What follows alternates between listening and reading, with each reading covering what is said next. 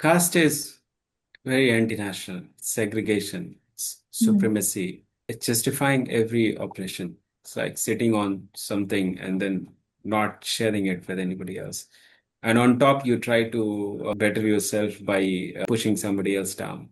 mm. So it's a very bad system. It dehumanizes you and it has more wider meaning than about identity. Then Kanshiram came along and he said that if you can't do for your community, then you are like a parasite to your community because you're taking advantage of everything what our forefathers or our leaders built it for us. And then we enjoy everything and do nothing. In a developed country, you are in much better place to do something for you people. If you don't do that, then like you're just taking advantage of what was done by our great leaders.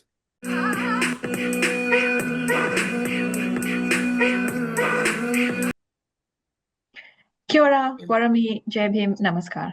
Welcome to the podcast where we talk about caste, politics, religion, and everything in between. I'm Apurva. And I'm Minakshi, and we are coming to you from the Darug land, which always was and always will be Aboriginal land. Today on this episode of our podcast, we are extremely excited to welcome a very special guest. Joining us all the way from India, we have Sagar, a senior staff writer at The Caravan. The Caravan, as many of you might know, is an excellent source of information for all of us looking to separate the wheat from the chaff in the news world, so to speak. Sagar has more than 14 years of experience working in journalism and was the Asia Journalism Fellow in 2023 and the Chevening South Asia Journalism Fellow in 2024. Sagar covers issues such as politics, law, and policy in India, focusing specifically on the impacts on the oppressed caste and their plight. Welcome, Sagar.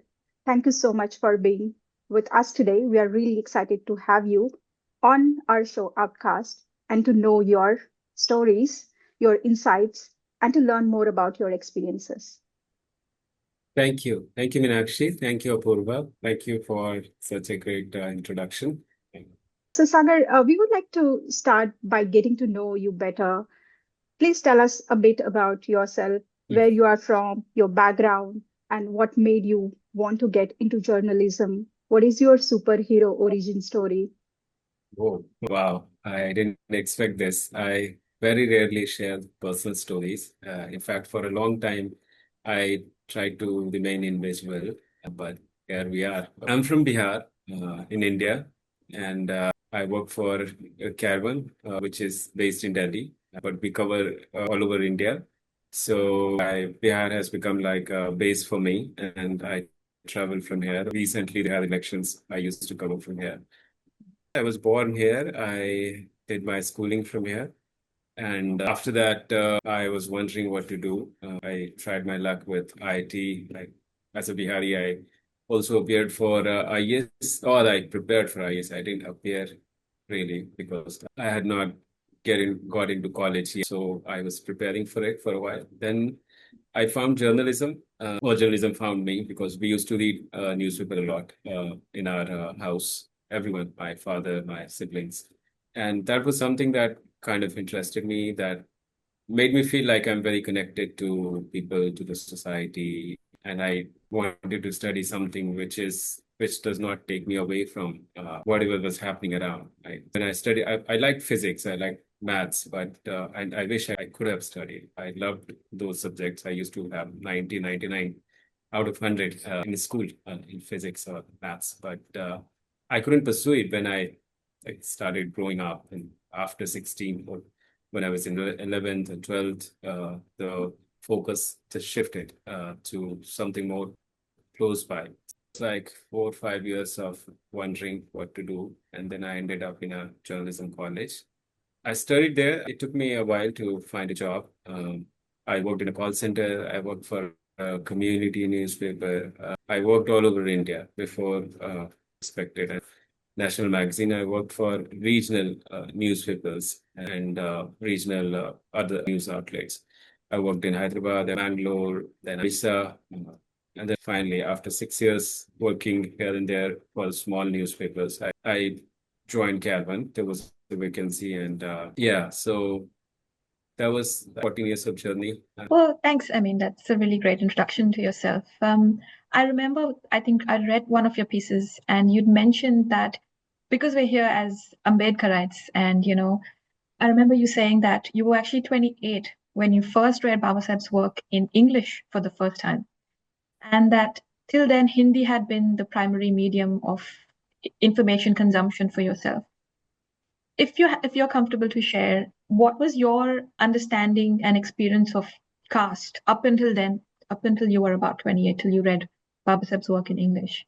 So this is probably the first time I'm speaking to a screen where I'm accepting that. I have written about it. I've written in my article, but never faced a screen and said out loud that I am a scheduled caste. And I was born in a scheduled caste family. And my father was first generation graduate and someone who got into government job. And he also got it because of the safeguards that we had. Back then, he tells us stories that how he was a typist, basically, not very high level officer or anything, but a typist who got job because back then there was no graduate in our community at all. Back then, there used to be government employment exchange all over the country where you kind of submit your resume for future potential job, and the government agency gets back to you that, okay, we have something for you. That back then it was called, I think, employment exchange don't exist now in India. I'm not sure. I have not seen anymore. So when my father got his job and through one of these exchange agencies, he was wondering that he didn't appear for any exam or he didn't ever seek out the job, and nobody before him in our family, like you guys know, scheduled caste have the traditional jobs and traditional work because of caste system, and before all our ancestors had been into that work.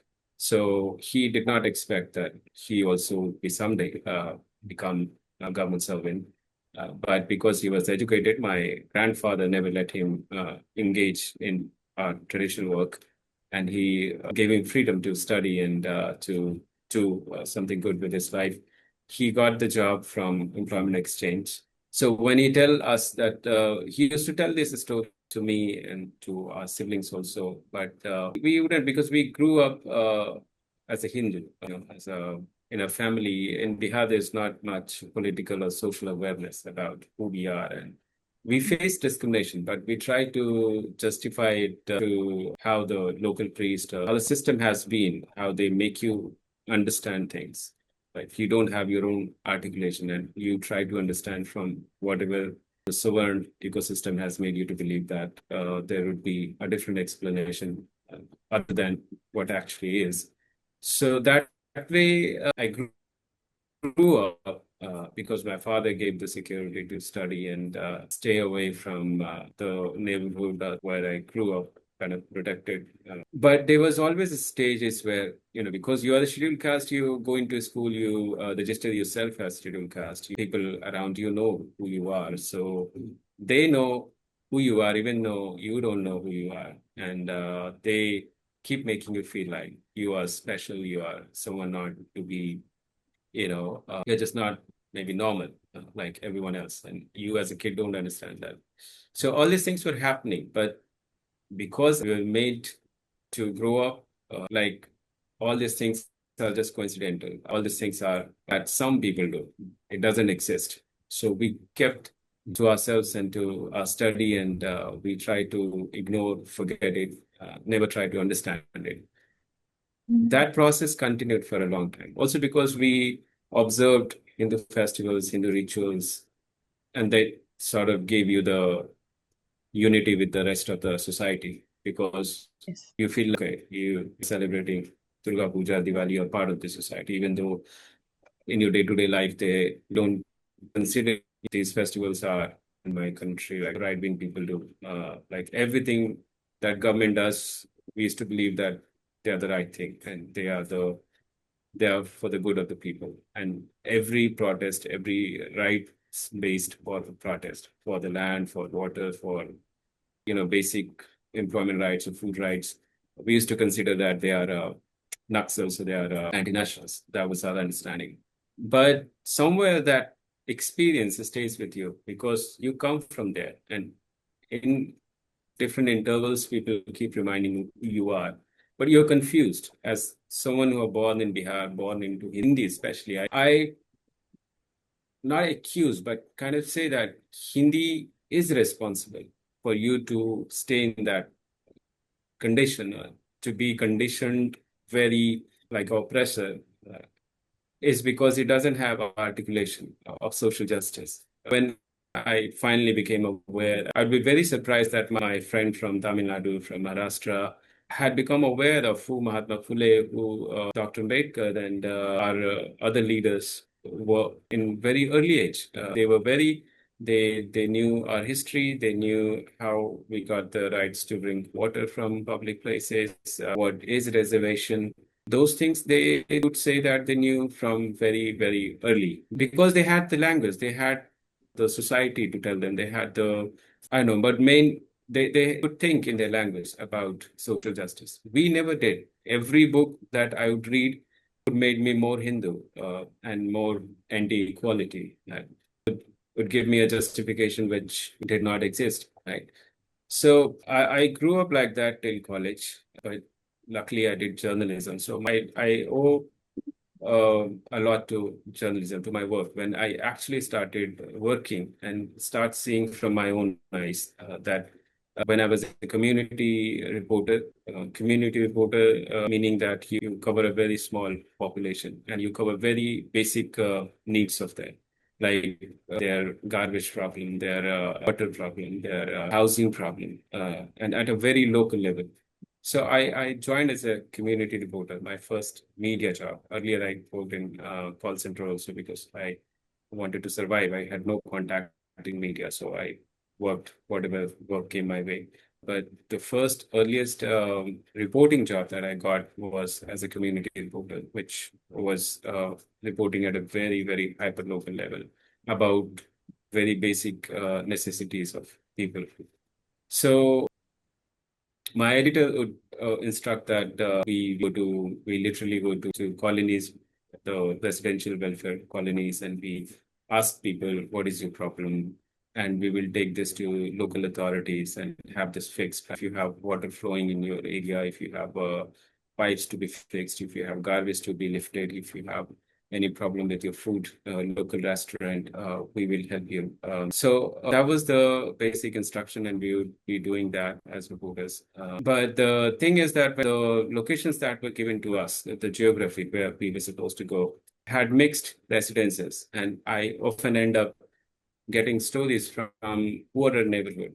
And in India, you have poverty also has caste. Most of the BPL below poverty line people are scheduled caste or scheduled tribes. And the basic problem, whether it's water problem, sanitation problem, food problem, they are associated, the problem of the people who live in slums, the problem of people who are scheduled caste, because 90-80% people who live in slums are scheduled caste themselves.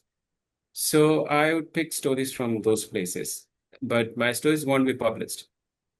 My editor had this frank conversation with me that, look, the purpose of starting a community newspaper is to treat the readers as someone who will buy the products that we advertise.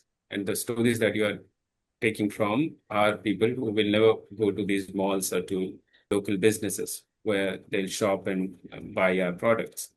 So you get the stories from the rich household, and rich households are all upper caste households. And when I go there, their problem would be like, we need more CCTV camera because there are outsiders coming using their roads. Outsider meaning the rat pickers are coming to our colony. So, get us more CCTV security cameras so that we can put more people on surveillance, and no, we shall not let any people into our colony, even though roads are public. Roads are not private property. But in India, you have welfare association that treat roads, water pipes as something like their private property.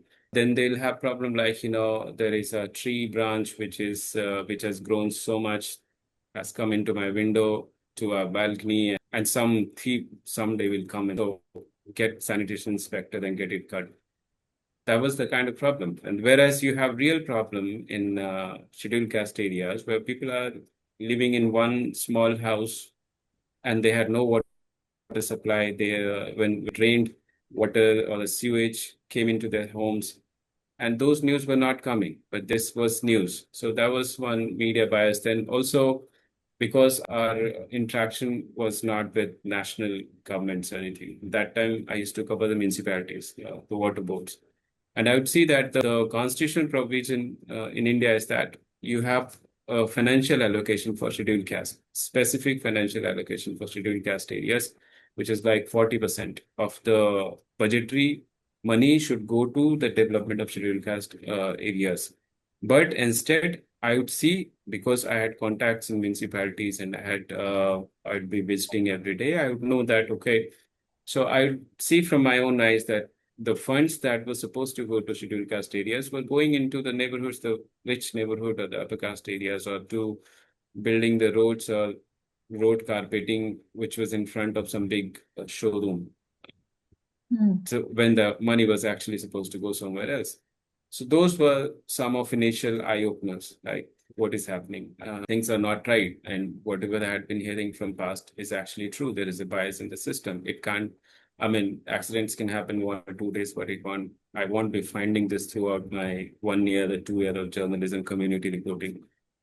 After that, I still didn't have the kind of thought process to understand all this thing. There was something missing. I was seeing the evidence, but I had no articulation. I got next job where I was doing crime reporting. And in crime reporting, also I found that 98% people who were locked in the police station or who would come to the police station for justice were scheduled caste people. Yeah. Women who were being raped. So every city also has a Mahila police station. I used to cover that as well, which is called Women Police Station. So Mahila Police Station specifically served to violence related to women. There also, most of women who would come who were victims of violence were lower caste women or Dalit women, mostly Dalit women.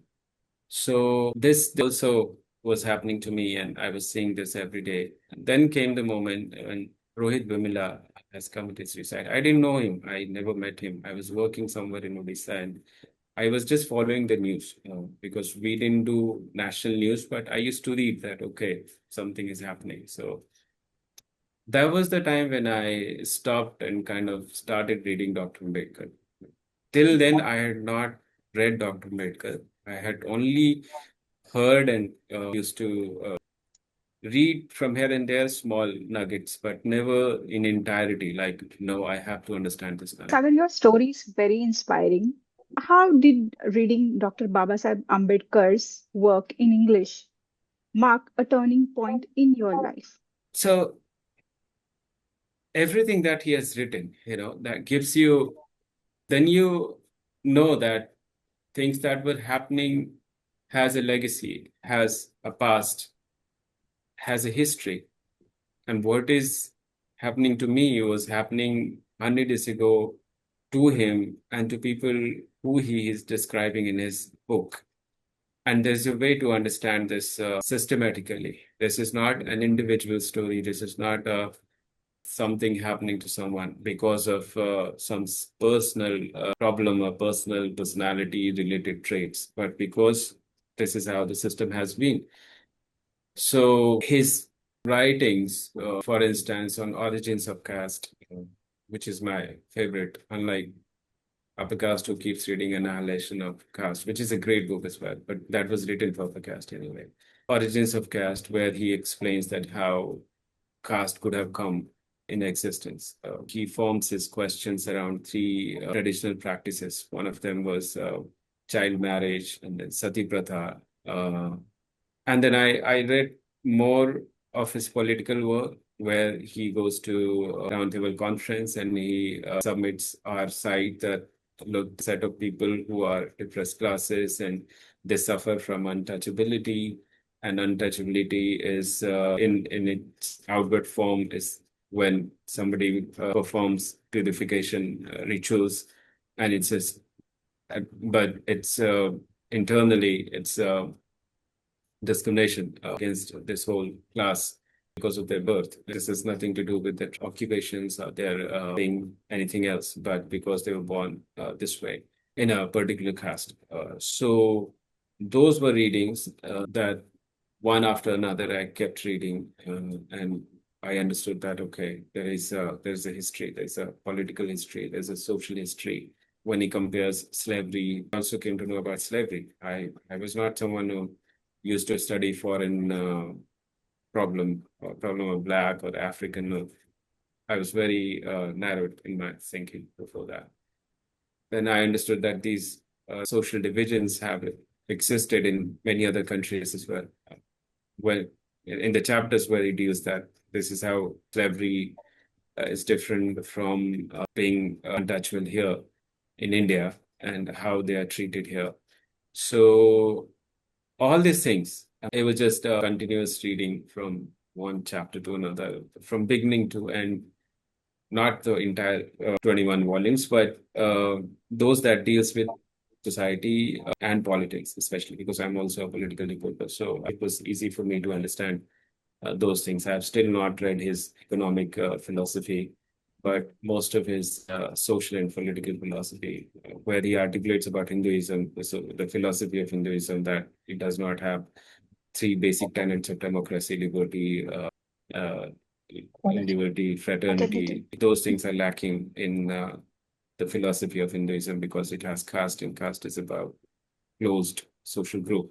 So unless and there's a hierarchy, so unless there can never be fraternity. Without fraternity, you cannot have equality and liberty. That way, I understood how the system is, what was happening to me. I think it needs to reach out to many people here, at least in Hindi land, because our people very often, people outside criticize how the Dalits behave as a class politically or socially in Hindi land, and they end up supporting BJP or parties or groups which work against them. But in the process, we forget that the propaganda which exists for everybody else is also operate on scheduled caste and or on the groups which are most vulnerable to these propaganda, either propaganda or the symbolic violence, if you can say. What Pierre Bardou, I think, have explained how symbolic violence can change your behavior.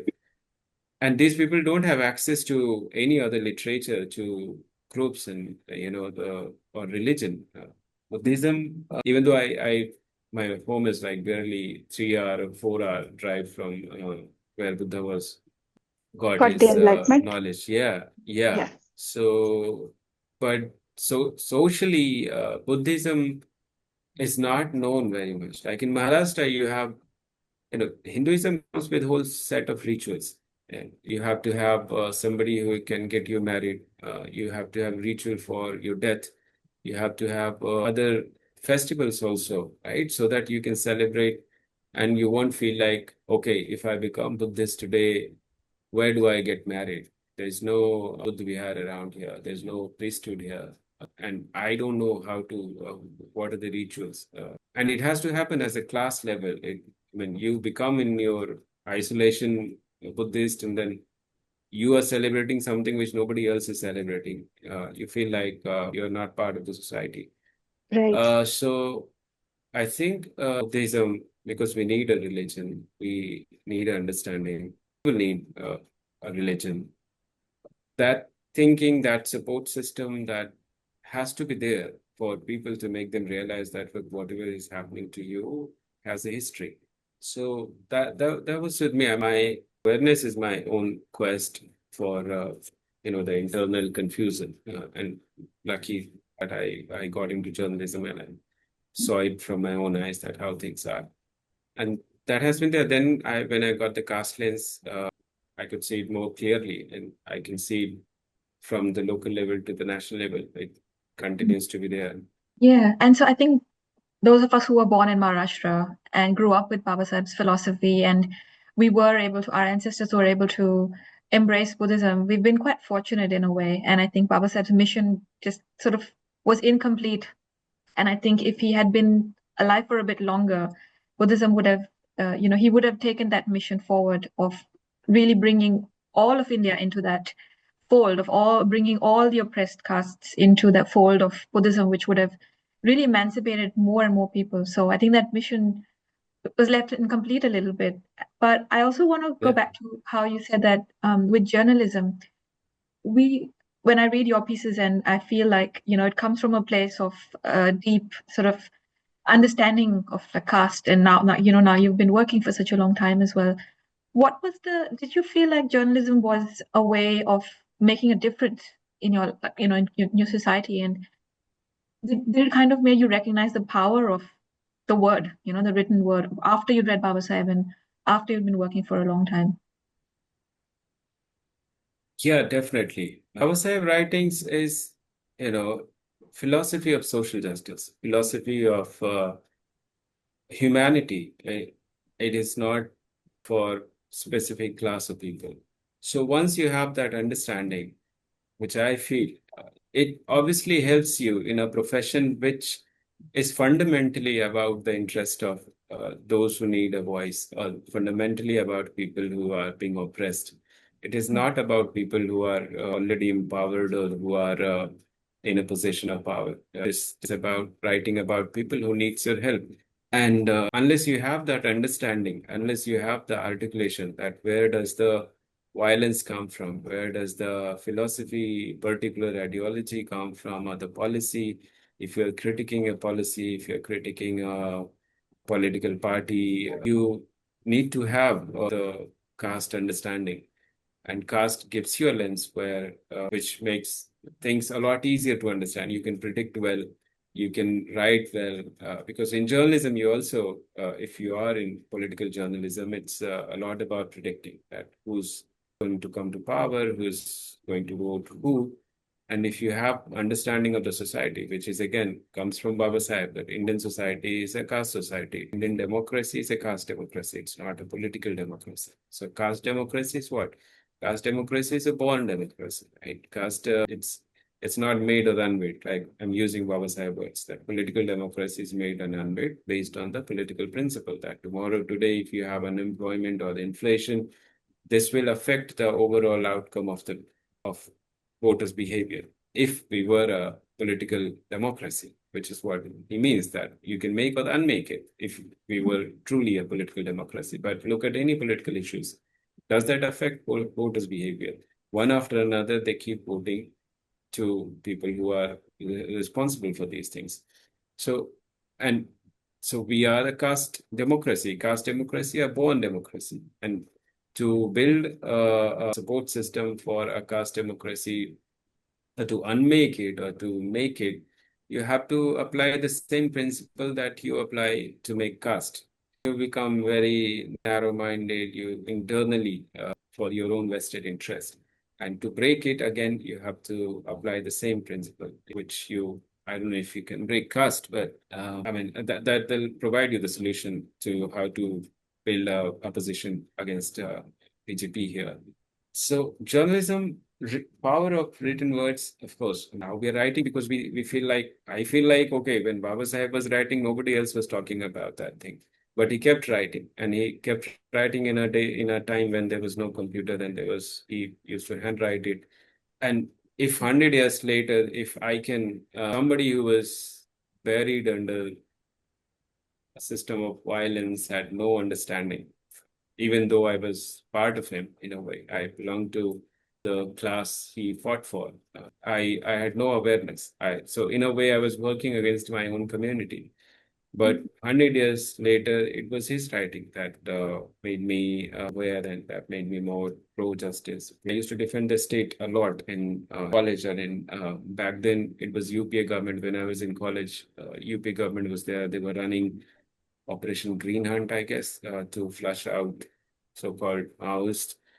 And Chidambaram was Home Minister. I used to defend that. There were many classmates who used to argue against the state. And I used to think like these people are just anti-national. They should be killed too. I had that kind of thinking. Thanks to Baba Sahib. And Baba Sahib came and it became more pro-humanity, pro-liberty, equality. So in that sense, and Does caste exist in journalism? It does very much.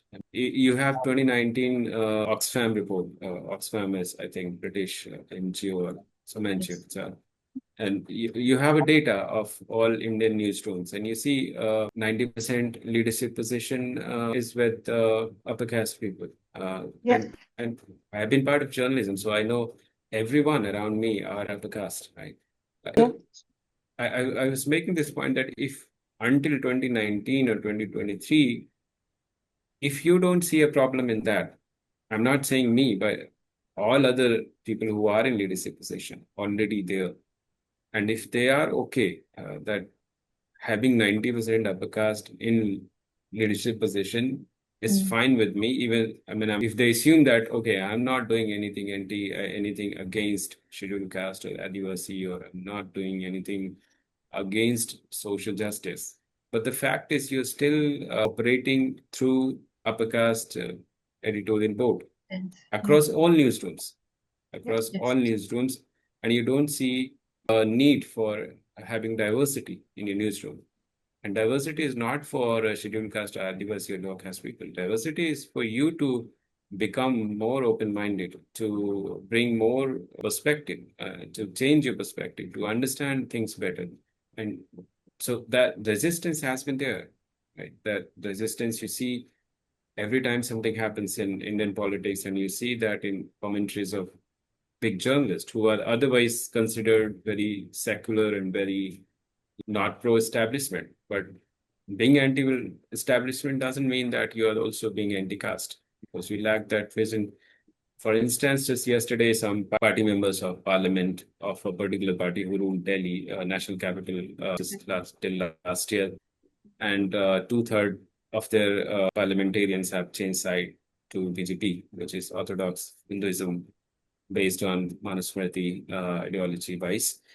If you see the commentaries of the liberal journalists, if you can say, like Hindu liberal journalists, who are not anti-Muslim or who are not anti-pro-establishment, but they still try to put this whole political change on coercion from enforcement directorate or coercion from central investigative agencies and federal investigative agency, which we call CBI. They're not making one small point, that all of them who have joined BJP are upper caste people. And in India, having a political system, a political party is about for class interest. So nobody in a democracy, nobody has problem that somebody is representing certain classes or upper caste people. But at least identify that as a Hindu liberal, as an anti-establishment journalist, you at least accept that, okay, all of these have been upper caste people and BJP represents interest of upper caste people. So it's only natural for them. That is a factor. Okay, coercion may have been a factor, or other things, money may have been a factor, ambition may have been a factor. But yeah, them being upper caste is also a factor. Yeah. So I mean, I was just giving an example that. Absolutely. Yeah. Caste Yeah, solidarity. Yeah. Sorry. Right. Caste So, solidarity trumps everything in India. It trumps absolutely. class, it trumps social status, it trumps everything. Yeah. Absolutely. I wish that, yeah, there would have been more understanding on diversity. If we look at Black journalists in America, they have a style guide where they explain a meaning of every word, so that, I mean, they have tried to fix the white journalism. In this country, in India, there are already 2%, 3% of scheduled caste journalists. And when they have tried to fix it by telling them that have diversity audit, have caste sensitization program in your include them in your newsroom, have a style guide adopted. If you don't know who to make it, at least start the process.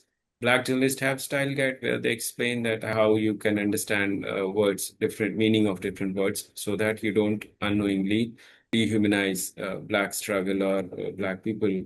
So we don't have any similar guide. I wrote 2 years back a small guide for an international journalist network, GIJ, Global Investigative Journalism Network, a caste guide. But that guide has not been adopted officially. I don't want them to adopt my style guide, but I feel like that kind of Something thinking is shift. not there. I'm saying that Yeah. the need for having a style guide on how to understand caste came from international journalists. It didn't come from any Indian news organization to me, right? Right. Yeah. And I became an automatic sort of a default caste writer. Why? Because of my identity. Because of Even though that. I've written on defense, I've written on finance, I've written on violence, I have qualification in many other areas as a journalist. But people come to me for caste. That's fine. But the need for having a guide to understand caste lanes come from international organizations. So they are more aware than nobody in India asked me that, okay, come have a caste sensitization workshop with us, write a caste guide for us. Not just me, there are many good caste and scheduled tribe journalists around in media, even though they are not in leadership role. People know that they are many good journalists who try to fix the Savant journalism in their own way. You can one other mark you can see why Indian journalism is casteist. You read any news report and you will see you see the cast of the voices that has been quoted in that news report.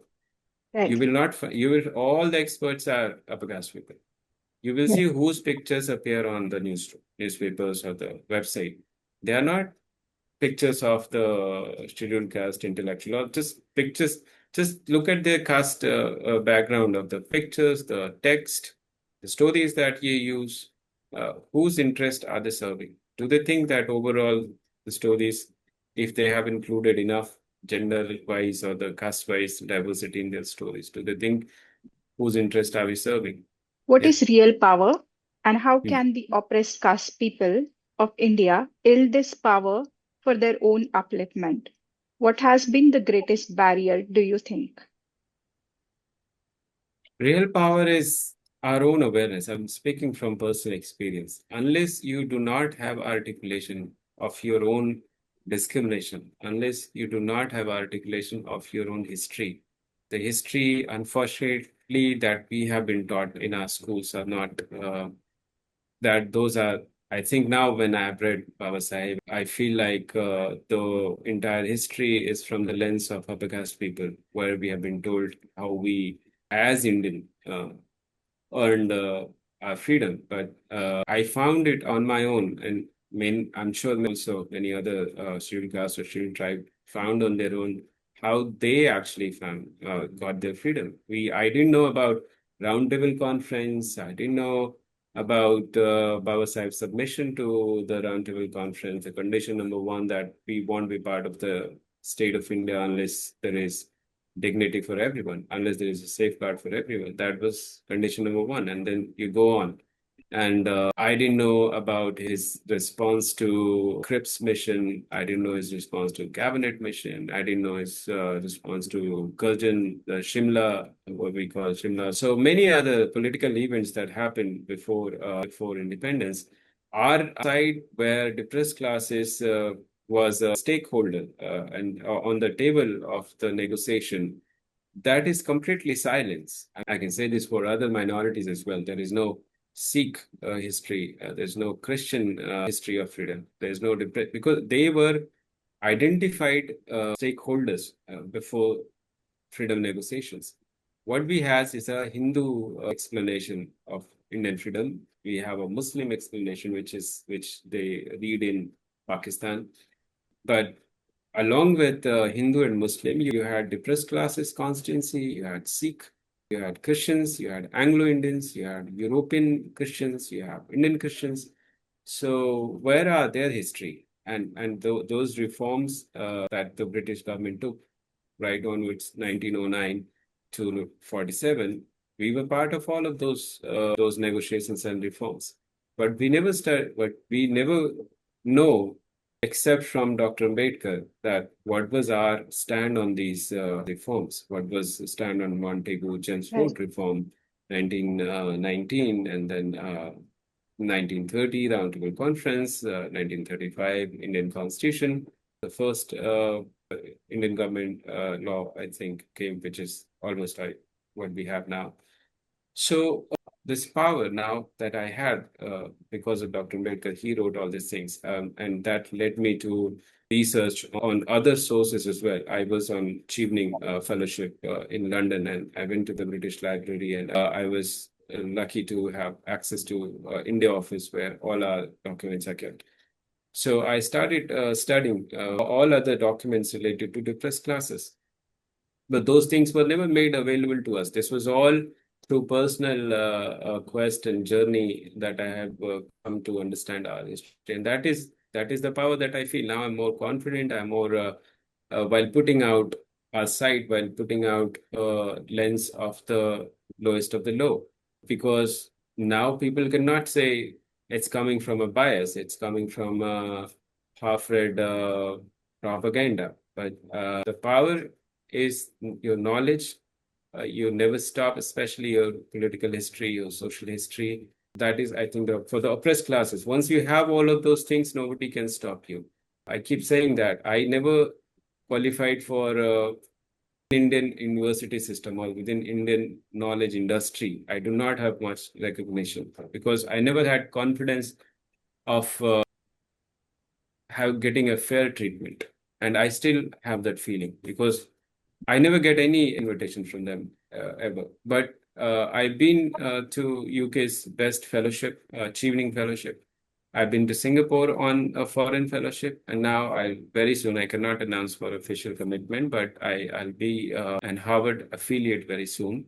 So that also has come from American people, the American academia. So all this thing will come to our people as well when they become aware, when they have the knowledge, and they find. Unfortunately, we don't have any other sources except Dr. Ambedkar right now. So please, everybody should know about their religious history, social history, economic history, political history. And then opportunity will come from foreign government. Yeah, I put it on my social media as well. Whenever there's an opportunity from outside country, I tell them that you will face no discrimination if you put your knowledge in your application, because there no upper caste is sitting. And if they are sitting, then problem comes. That becomes a gatekeeper.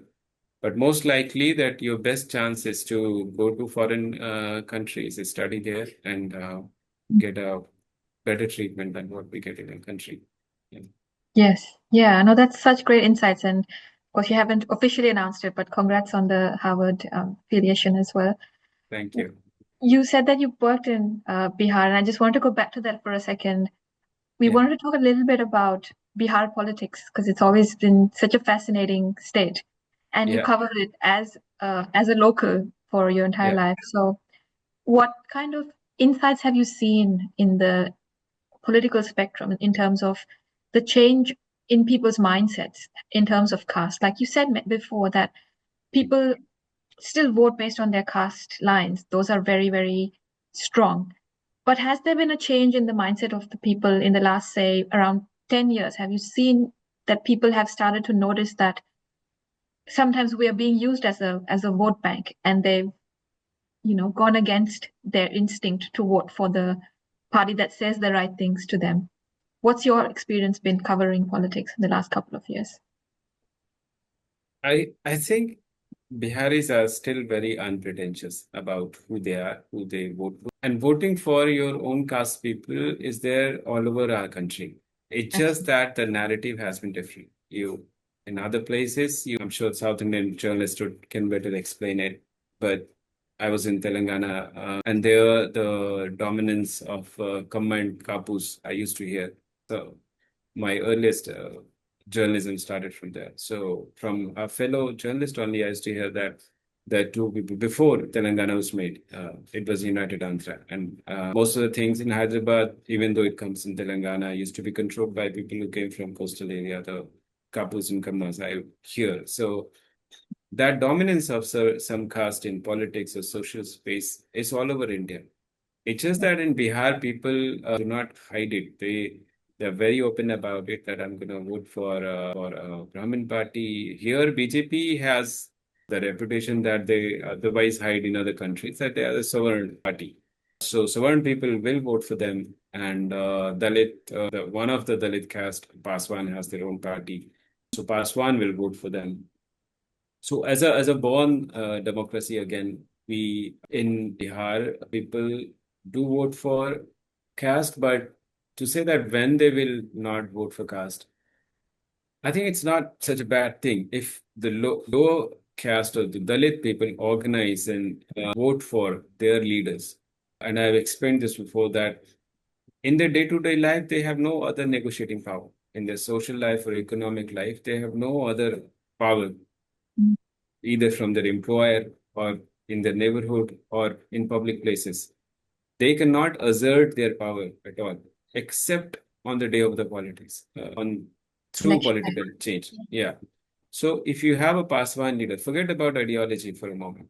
They may be working against you as a, but if you get enough clout by organizing, and that can be around your identity. And if you are a lower caste or a Dalit, I think the onus is not on you to get rid of it.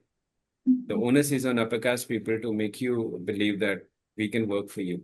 And unless that happens, unless BJP or Congress start working for you, start spending on you, do not take away your scholarship, do not divert your slum funds, or do not stop your scholarship.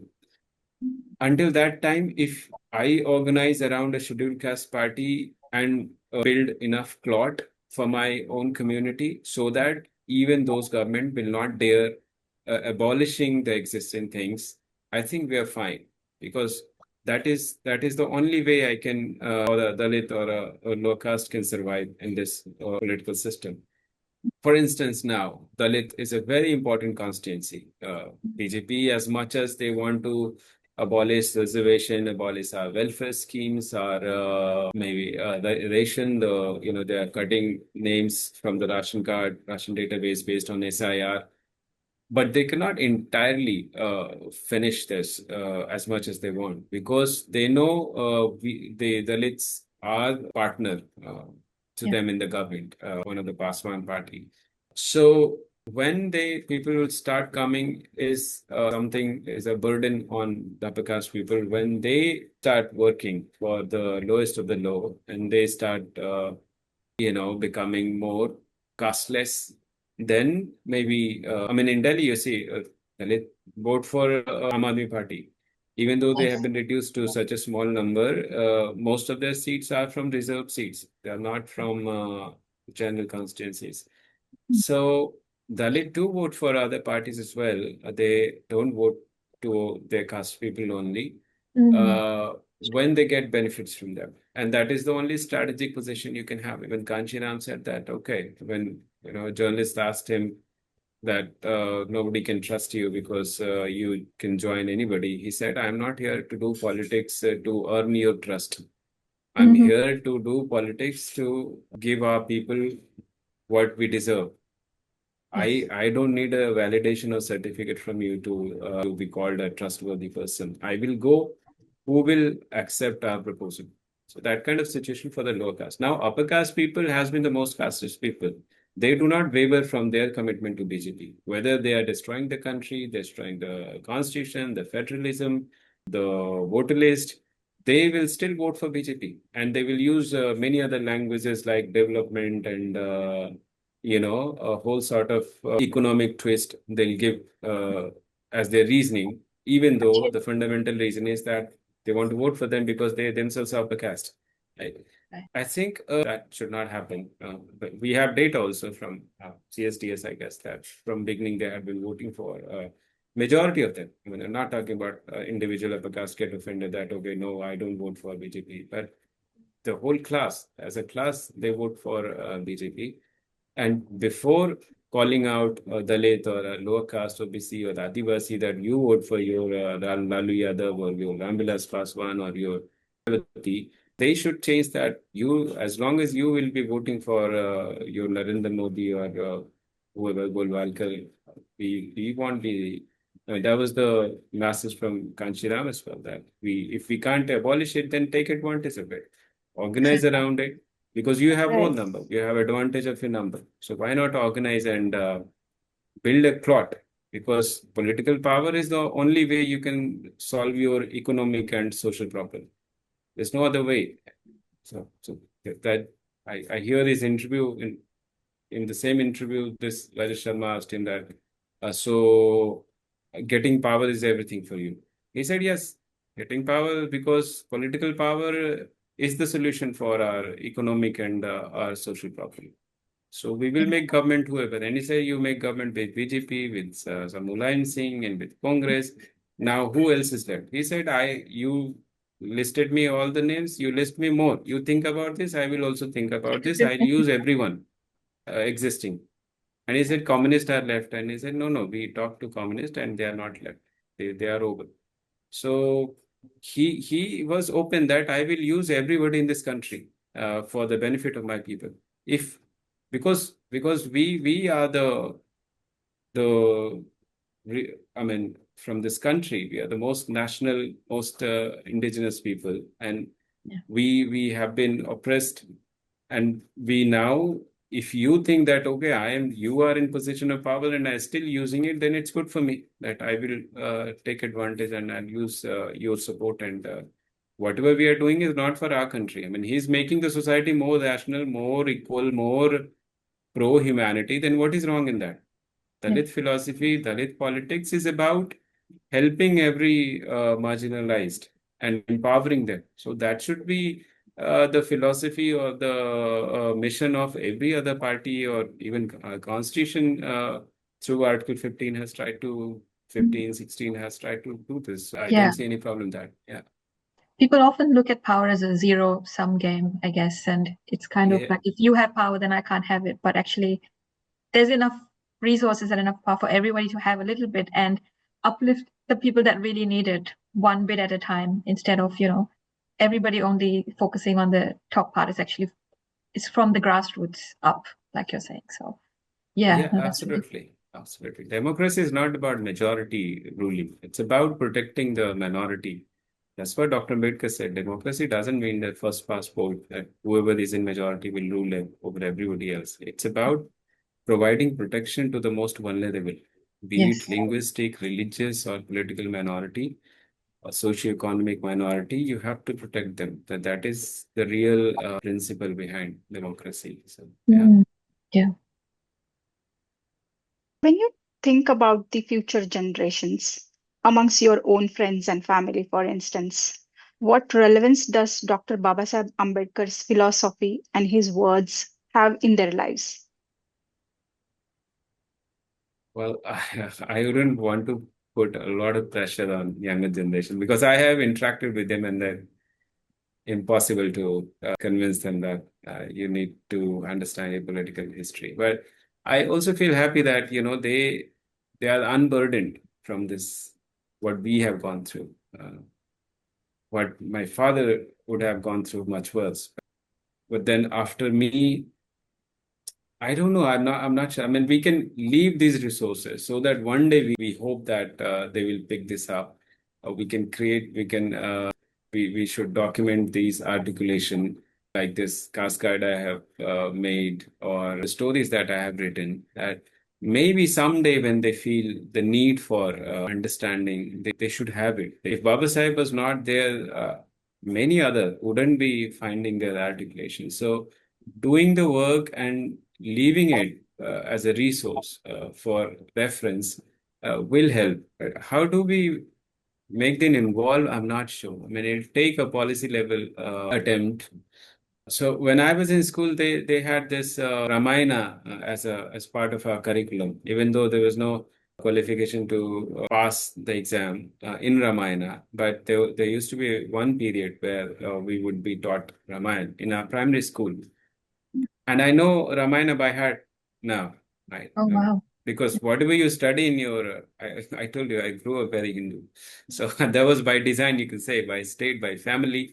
So if we can build that kind of system, maybe that stay with me. Whatever you learn in your childhood, stay with you. With the Ramayana, Mahabharata. And we had TV shows as well. Yes. We had TV shows exactly. every Saturday and Sunday, one hour. Exactly. And and used to be a family affair. Yes, absolutely. So if we can do this, we can condition our people that way, then we can also condition them with things. Maybe start a course on Dr. Ambedkar in schools, primary schools, start from primary school, have video series made on him. Many all our other leaders who fought for equality, Mahatma Phule or Savitribai Phule. I mean, yeah, if we build this sense in our younger generation from childhood, at least it'll be there. The reference will be there. It will not take them 28 years or 30 years or 25 years to understand the history of equality. Basically, it's all of this are history of equality, right? And how bad it is that Indians don't know that here people fought for some of the basic rights, for water, for job, for education. I don't think in any other country people denied their own countrymen to drink water. So this is a universal history that should be part of our curriculum, but it's not. So I think that's one way, rather than trying to put something when they have already grown up in their teenage or in their adulthood. We shall introduce these literature, social anti-caste literature in childhood. To me, I think what is happening now in India is a lot of symbolic violence, a lot of propaganda from the state, from the society. We see more temples around, we see more Kathavachaks around, we see more new festivals every day. There's no more just Dashera, Diwali, Holi, but there are like every month you have something new, and it's kind of union of all the. It's in your food, it's in your behavior, it's in your, Hindus decide when to eat, when Hindus decide when to buy stuff, when they go to a priest, local priest to say that, when do I buy a car? It literally happens in places where I come from. Which day to eat? I mean, eating meat is fine, but just on certain days. So that kind of irrational thinking has to go. Absolutely. And yeah, so And that, yeah, yeah, please. this is occupying the brains of young generation. So they Very are not much. able to think beyond festivals and the rituals, and that's stopping our progress, I feel. Very much. It's like cumulative effect. You can't point out on one thing and, you generate this whole lot of, Yeah. oh, I'm offended, and those start saying offended. This is the cumulative. This is not just for us. This is for their people as well, that if you build this kind of irrational thinking in your child, it's not good for them. What you are Yeah. having in India, if you're in a small town, every third or fourth week you'll have temples having loudspeaker continuously blaring some Baba speaking through it about some mythical story, something, and then political and stuff about Muslims. So, for instance, there was recently this in a village. I've been staying in a village for a while, and there was this Katha Vachan on Gita, the holy book of Hindus. I've read Gita as well. And I attended that session just to get a sense of what actually they speak. And this Gita Pathan is like a continuous 9 days or 10 days affair. There will be like big speaker, the DJ, the big pandal, lightings, and loudspeakers in 5 kilometer radius, and people would come like they're going to a fair. They'll come with kids, their family. They'll sit and listen to this absolutely communal things. There was no reference to the Gita chapters. The war story that we have, the preachings of Krishna to Arjuna. Because I know some of the references, so I could tell that this person is not telling anything about Gita. What the person was telling is that, you once you offer something to Brahmin, it becomes the stuff of Brahmins. You don't take it away. Oh no, sorry. Once you offer something to the god, you leave it there, and that becomes the possession of the priest. Brahmins.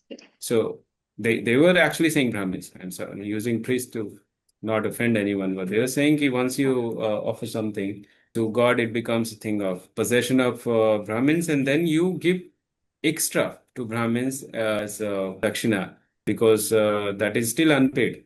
You don't assume that whatever you have given to God is should become part of your donation to the priest.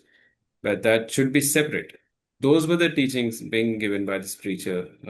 In Sabor, I attended. In Sabor, Sabor is a very small village next to Ganga and almost like Eastern Bihar on the border of Bihar, Bengal. So I mean, what you're teaching? You're teaching supremacy of a particular class, right? And Yeah. everybody is going to you because they have a respect attached to who you are. So molded in a divine stuff, you are selling supremacy of a particular class.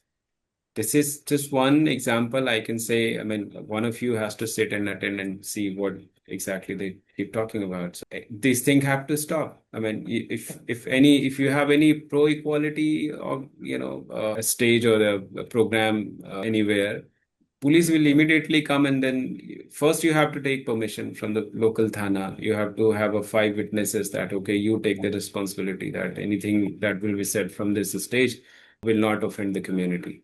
And then you are able to organize any rights based let's say event.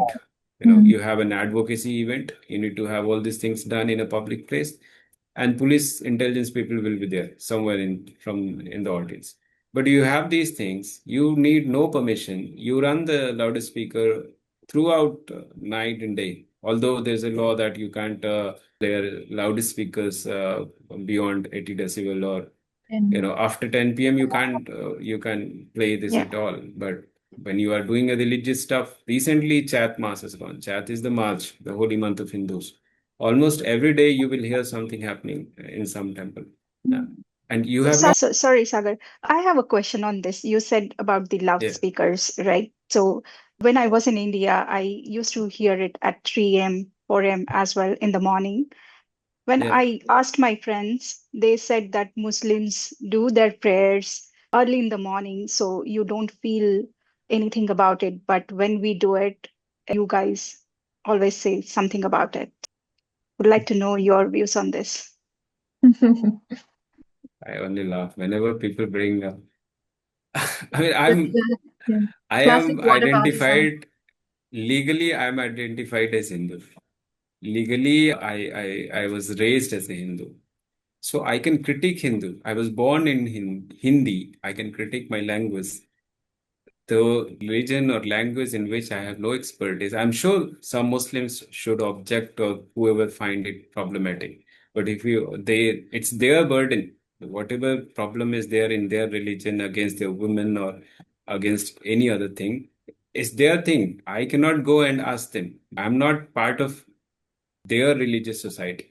Right? Whatever rituals, whatever festival they do, it doesn't affect me as a class, as an individual. So it's for them to question whatever they do. Personally, Azan goes how much? 2, 3 minutes. But compared to that, if I would welcome any if they can trade this thing that okay, Azan is okay for 3 minutes, then please. Then I'll say, please take it. You take 5 minutes, 10 minutes you take for your arti. But do not continue for the whole day. And this thing you cannot talk in the society. You cannot go to your next door neighbor and say, this is really very disturbing. They're like, what are you? Are you not Hindu? Or they will report you somewhere, probably. You have to keep that information with yourself. You cannot go to police. They'll say, what is the problem? It's fine. It's Aarti only. So this thing I have no problem somebody observing their faith in their own house, speaking loud. I'm fine. You do it all day. I have no problem. Like I hear Mohammad Rafi or I hear Kishore Kumar or Arijit Singh, I'll keep it to myself. Radiohead, whatever. I will close my door. I'll listen to myself all day. That is my personal right or personal ambition. But I cannot, impose this on next door when somebody is trying to sleep or study or do their simple work. But it's that simple. Yeah, I mean, we can talk about religion and Yeah. religious freedom in India Yeah. for another whole podcast, Yeah, definitely. right. It's a whole topic of its own. And we've been discussing some really important conversation topics here. We'd like to learn a little bit more about you, but with just a very quick word association game. So, as quickly as possible, You have to tell us the first word that comes to your mind when you hear these particular words. Are you ready? Okay. Reservation. Representation. Bihar. Oh, Buddha Baba Sahib. or home. Mhm. Everything. Mhm. Baba Sahib, everything. RSS. Oh, terrorist organization. Dalit. Well, an experience. Democracy. Democracy, happiness. I mean, I was in London. Oh, sorry, the one word. I could feel what You can democracy is. share more. That's totally fine. That's totally Yeah. So, I mean, the word that we associate with democracy, I realized that while I was in London. When I'll step out from the house, I'll see less white people than African, Latino, Indian, South Asians, and yes. then people doing everything what they like, anything they can express their love in public, which is such a huge problem here. I mean, you do not have a space here to just express your love to your wife or your partner or, vice versa. And you see, like here, standing there was like you can do anything as long as you don't disturb any other people. You can enjoy what is called enjoy, and you see many different people. Nobody is threatened by anybody else. That thing, then I thought like, okay, this is what democracy is. But when I'm in there, democracy means only that electing government and whoever has got more votes will rule. So the picture of that word, democracy, I said happiness because I really felt nice when I was in London, and I could just stand and see around and say like, you can be anything here and nobody will stop you. Yeah. Yeah. India is more of a dysfunctional democracy, so to speak, as opposed to some of the For other certain people, democracies. probably it's very nice. Yeah, We have absolutely. different Yes. experiences. Yeah. Mm. For us, it's, Yeah. yeah, Yeah, it's we're not suppressed. trying to be controversial or anything, but we just thought we'd like to Try hear your not. views Yeah. on some of these things. So, yeah, Yeah. thank you so much for taking the time to talk to us today. We've really enjoyed this conversation, Sagar, and I know that our audience will also really enjoy it, especially my parents, because they're both big fans of your work, Oh especially my my God. dad, who's very, very strong in terms of politics. And Yeah. so, lastly, I wanted to ask you, Sagar, we've got a very large Indian diaspora here in Australia. One of the Yeah. largest growing groups in terms of migration is the Indian population. And so, for the audience that's watching here, both Ambedkarite and non-Ambedkarite, what would you like to say to them, or what would you like them to know about the caste system? What would your message be to them? The caste is very anti-national, segregation, supremacy.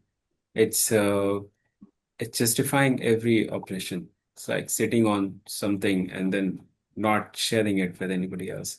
And on top, you try to better yourself by pushing somebody else down. Mm. So it's a very bad system. It dehumanizes you, and it has more wider meaning than about identity.